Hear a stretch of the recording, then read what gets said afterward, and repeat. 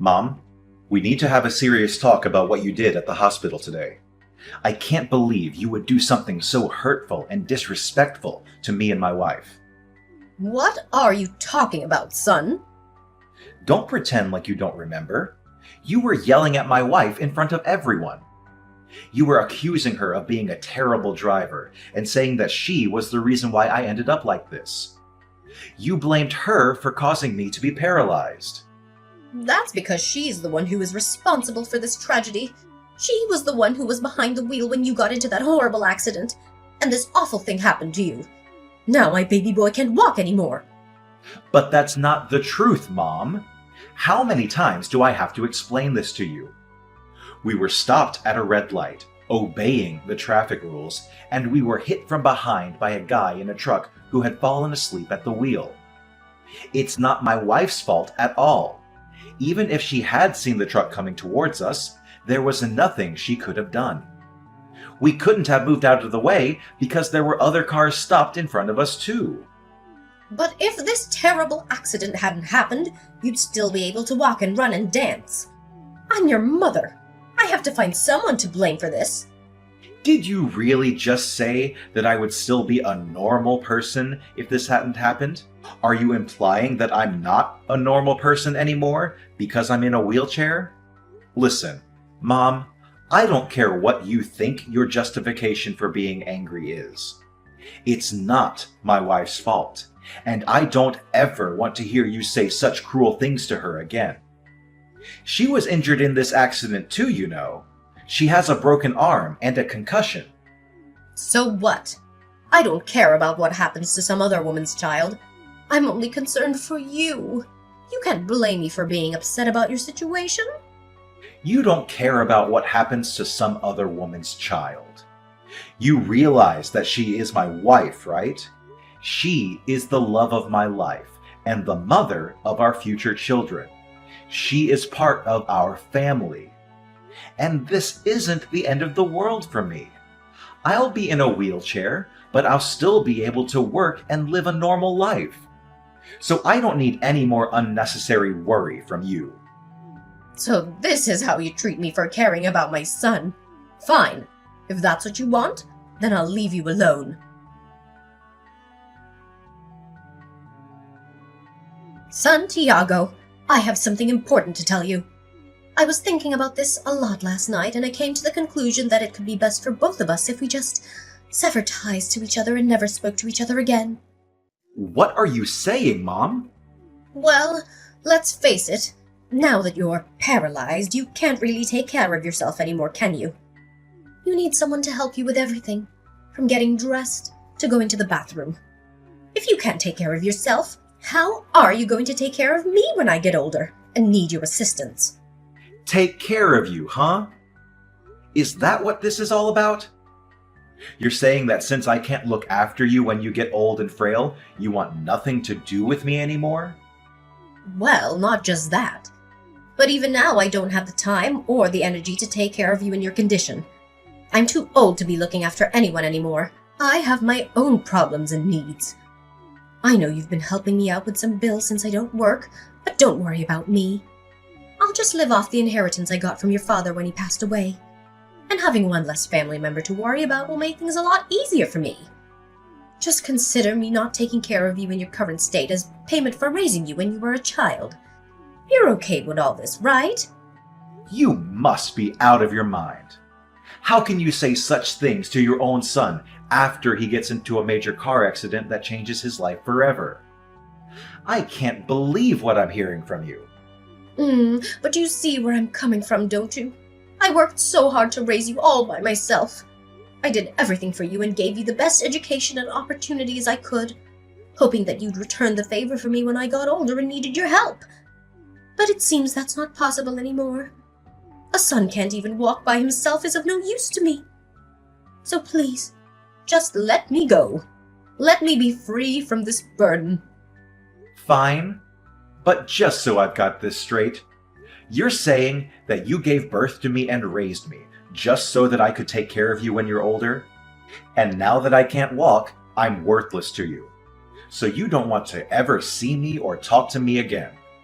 Well, it sounds bad when you say it like that, but yes, this isn't my fault. Planning is the most important thing in life. I was planning for my future then, and I'm planning for my future now. I gave this a lot of thought, and this is the best decision for me. If we cut all ties to each other, I'll be fine. I can live comfortably off of my husband's inheritance. And this way you won't have to worry about looking after me when I get older or feel guilty about not being able to do so. It's a win-win situation. Look, Mom, do whatever you want. If you don't ever want to speak to me again, that's fine by me. But if you're cutting all ties to me, that means you better never contact me ever again for any reason. I know what it means. I should be telling you that. That means I don't want you stepping foot in this house again, trying to get anything that belongs to me or your dad. Starting tomorrow, we're not related anymore.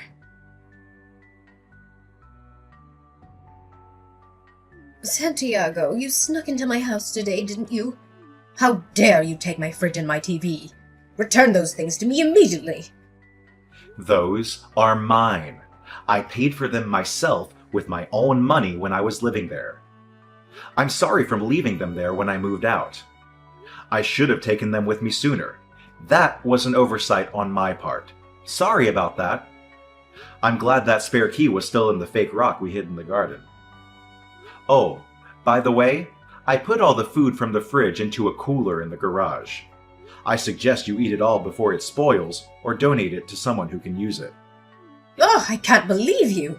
How can you be so selfish and mean? Oh wait, you're not my son anymore.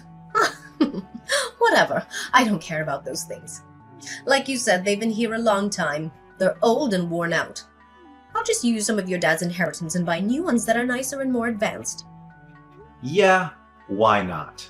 It was only the latest model of fridge when it came out, and a 75-inch OLED 4K TV shouldn't cost you too much. Just use some of Dad's money to go get new ones. It's your money now.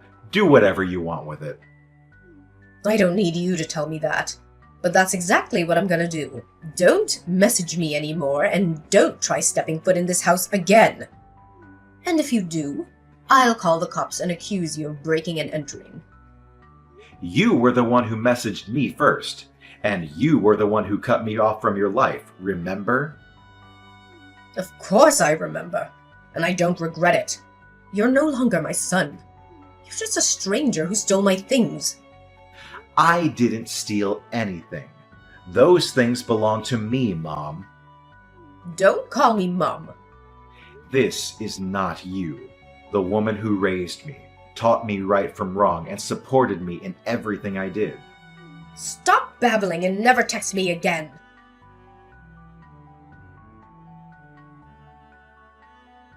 Santiago. What do you want now? You keep messaging me even though you said you never wanted us to speak again. You said you hated me and wished I was never born. I just have one last thing I want to say to you. One final message before I block you and delete your number. What? What could you possibly have to say to me after all the hurtful things you said? I threw out everything that was in your old room, and I mean everything. All your clothes, all your photos, all your memories. What? What do you mean you threw out everything? Why would you do that? That was my stuff. Huh, well don't blame me. Why would I want a total stranger's things in my house? Remember, we're strangers now. You're not my son anymore. Yesterday was garbage day, so I put everything out to the curb. I watched them all get put into the back of the garbage truck too. It felt so good to get rid of all that junk. You didn't throw out all the hockey and baseball cards that were in the cardboard box, did you? If it was in your room, then yes, I did. Oh no, don't tell me I threw out something you really wanted, did I? I'm sorry, but it was all taken to the dump yesterday, so there's no way to get it back now. You did a really stupid thing, Mom. Huh? Are you saying you threw out everything Dad left to you in his will? Everything he wanted you to have after he passed away? The things Dad left to me? What are you talking about? Dad's collection. I can't believe you did that. A lot of those cards are worth between $500 to $2,000 apiece. Some of them are even more rare and valuable than that. Dad had so many amazing cards.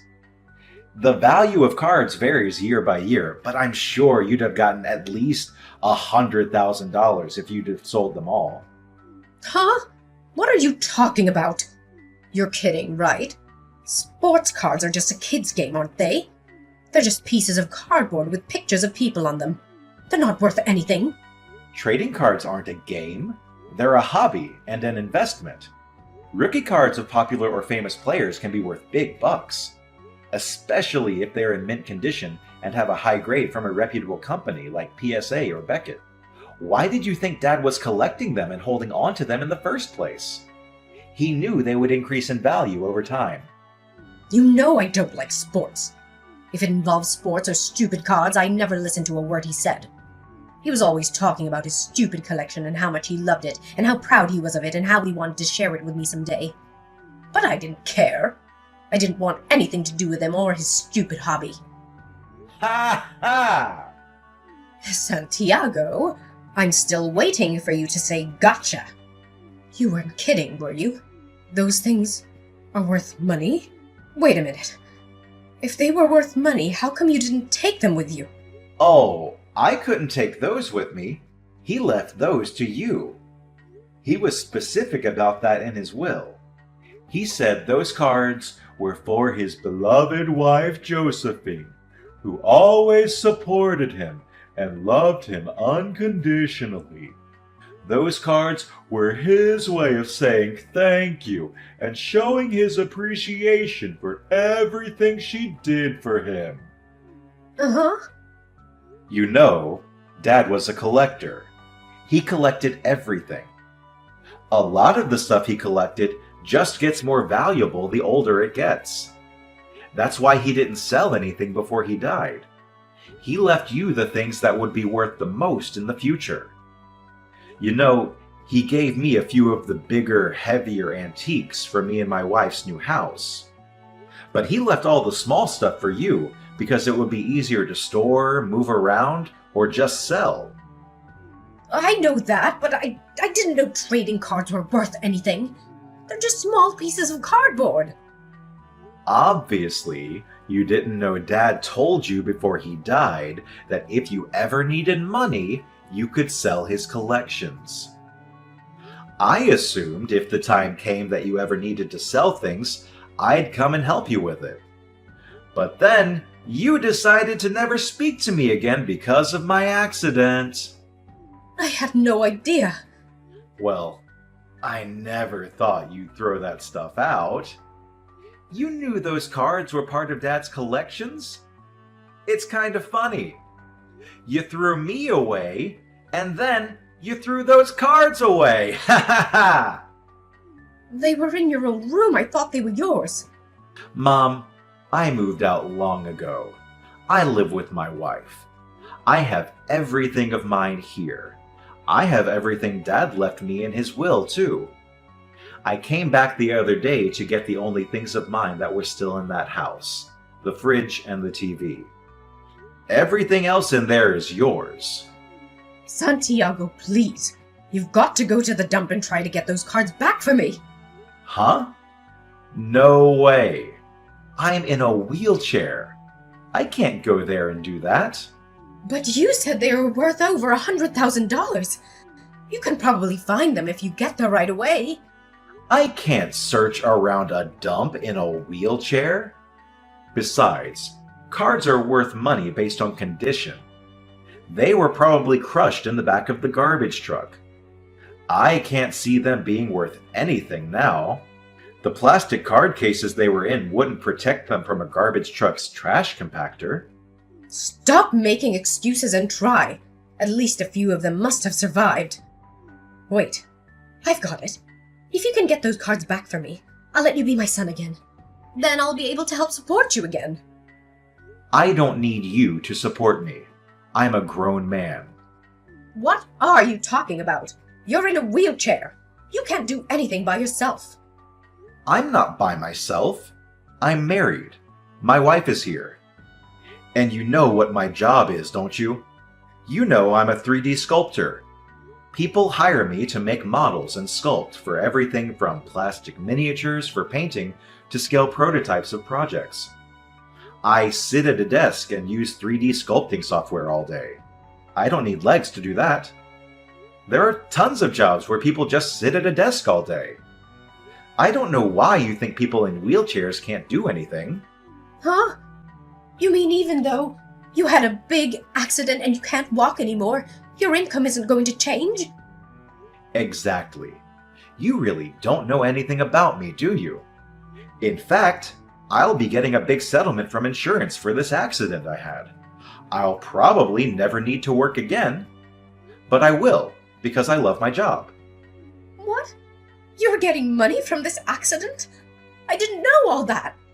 Well, it doesn't matter to you anyway. I'm not your son anymore. Santiago, why are you being so cold to your mom all of a sudden? Your dad died and you moved out. I'm all by myself. How about you and your wife come live with me? Come over for dinner tonight. Let's talk about it. No way. Do you think I'm stupid? Why are you saying that to me anyway? You're the one who wanted to cut all ties with me. Santiago, please. Things are really tough for me.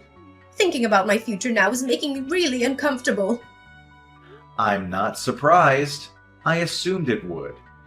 That's why I put the cards in a spot you'd easily see them in case you wanted to sell them. You were the one who went on a rampage and wanted to destroy anything you thought was mine. Honestly, I don't even feel sorry for you anymore. I've got it. How about you give me all the antiques that Dad left to you?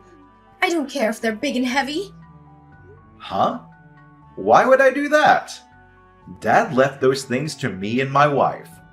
I'm not going to get rid of them. I don't want you selling them for money. Those things are all I have left of Dad.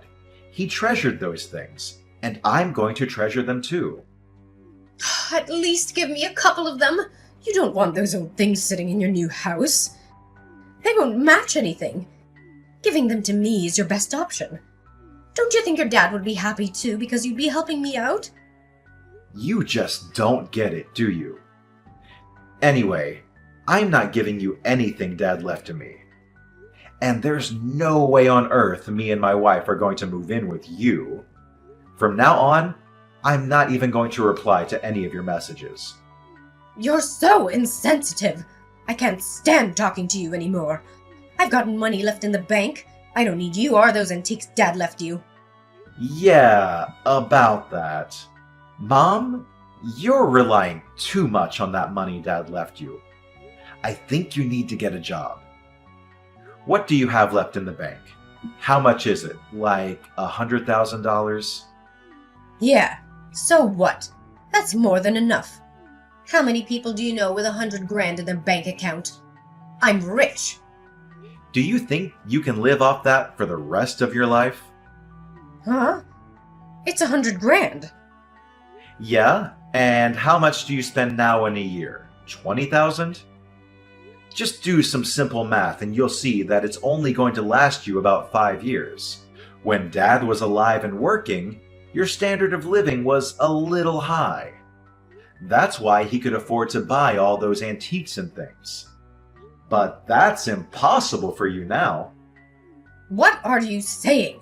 Are you saying I'm going to have to cut back on my spending even more than I am now? I can't do that. I've got $100,000 in the bank. There are so many things that I want to buy. But Mom, planning is the most important thing in life, remember? I know you can do it, Mom. Oh, and by the way, don't even think about coming to live with us. We don't let strangers into our house. Santiago, wait. I'm not a stranger. We're family. Let's talk about this. Santiago! Mom, I'm paralyzed, remember? Having one less family member to worry about will make things a lot easier for me. You've got the rest of Dad's inheritance to do whatever you want with, and I've got a wife who loves me and will help take care of me. It's a win-win, isn't it? The next day, my mom rushed to the dump by herself, desperate to find the cards she had thrown away.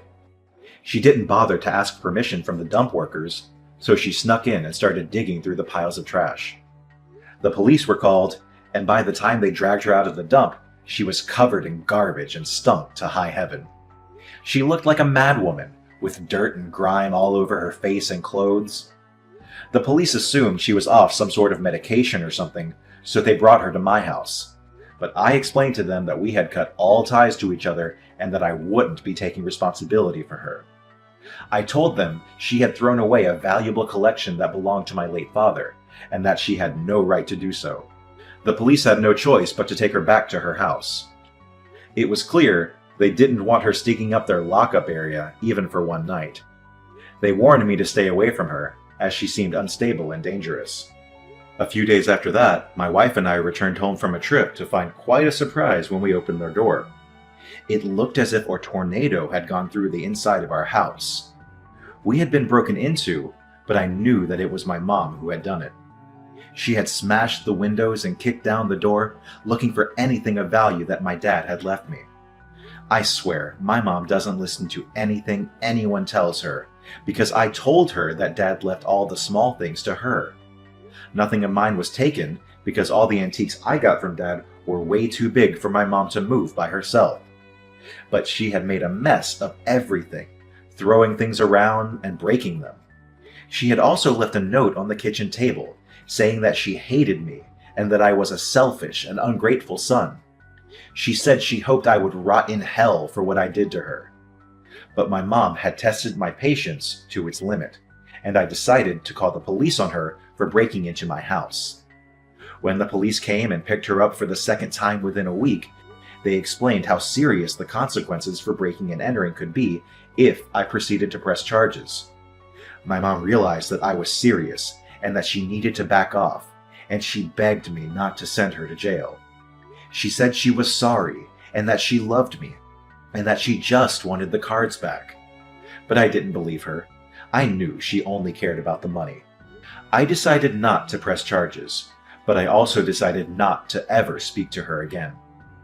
It's possible that I might change my mind someday in the future, but as for now, we've put up our house for sale, and we're going to be moving away without telling her where we're moving to.